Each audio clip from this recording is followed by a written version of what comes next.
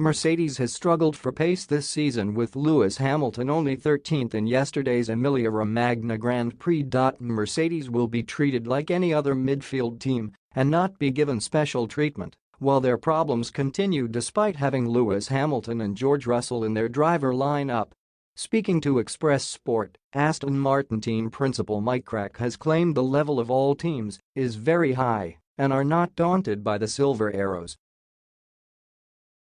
He said it doesn't really matter that it was the reigning Constructors' champions in the fight as the team just wants to finish in front.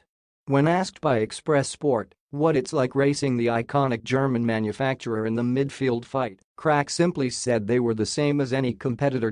He explained, "We respect all our competitors, be it Mercedes or anyone else. The level of all the teams is very high, and it doesn't really matter if you fight Mercedes or you fight someone else. It's a competitor and you have to fight hard. If it is Mercedes, Ferrari, Red Bull or any other team, it doesn't really matter to us. We want to finish in front of them." Just weeks ago, Mercedes claimed they were the third fastest team and believed they had some kind of buffer to the midfield to experiment with the car. But Mercedes' issues appeared to worsen in Imola, with both cars battling with the regular midfield teams all weekend.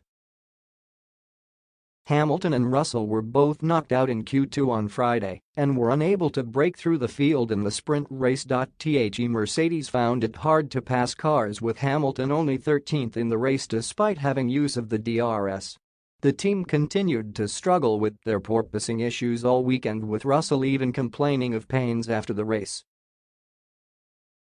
However, the Mercedes rookie flipped the car to fourth to ensure the Silver Arrows only dropped to third in the constructors' standings. As the development race hots up, it appears this gap has gone in a worrying sign for the Silver Arrows heading to Miami. Andrew Shovlin, trackside engineering director for Mercedes, said, "We know where we are on performance right now, and we know where we need to get to.